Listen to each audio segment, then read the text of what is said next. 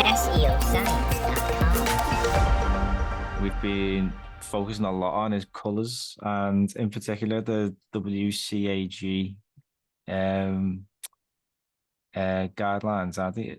Can you tell us about that? Yeah, so the Web Content Accessibility Guidelines are there essentially to tell you what makes websites the most accessible. The document is pretty long, obviously. There is a lot to read if you want to get understand accessibility in full and all the different things that go into it.